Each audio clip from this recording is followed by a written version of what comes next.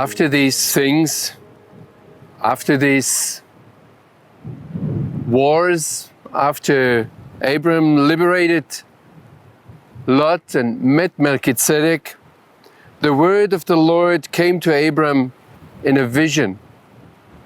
Fear not, Abram, I am your shield. Your reward shall be very great. Why?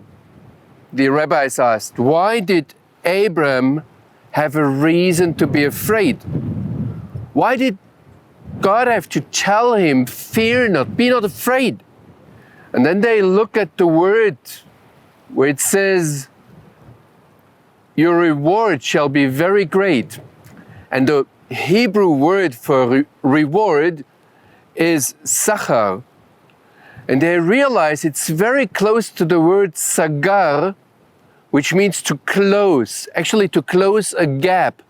And what a sachar, a reward, does, it closes a gap. It gives you something where something is lacking.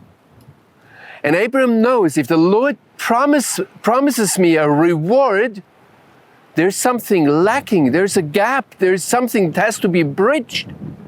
And he realizes, oh, the lech lecha, the come, go with me, is something that hurts, is something that creates a gap, and the Lord will bridge that gap with a reward.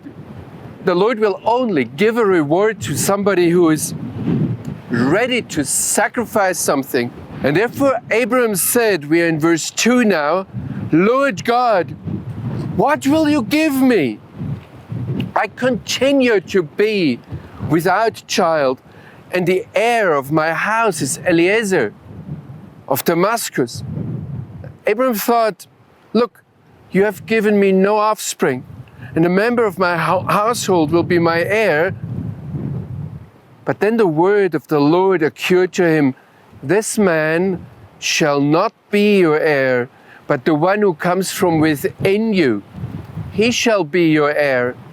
And then I see it, I can picture it. Here in these mountains, Abram had a tent, and the Lord grabs his hand and takes him outside and says, look up, watch the stars, count them. And they were widely dispersed, the rabbis observe, and this is what happened to the offspring of Abram.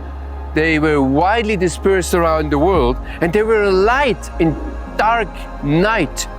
But overall, and we see this here in the text, is that the Lord tells him, count them, number them. And God promised to Abram, so numerous shall be your offspring. And then it says very simply, and Abram put all his trust in the Lord. Look, Abram did not have anything in his hand, not even a Bible as we have today, let alone a cloud of faithful witnesses around him, other people who put their trust in the same Lord. Abram was all alone. He had only the promise of God. And God spoke, as far as we can tell, quite rarely to him. Just take the Bible once and go through Abram's story and see he left Haran when he was 75 years old.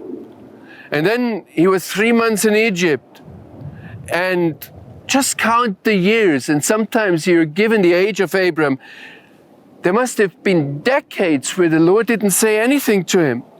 Look, faith is not a feeling. Faith is a decision to trust against all odds, and sometimes against all facts and every reason.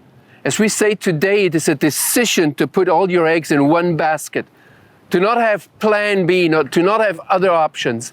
And that is, as the text here says, what the Lord counted Abram as righteousness.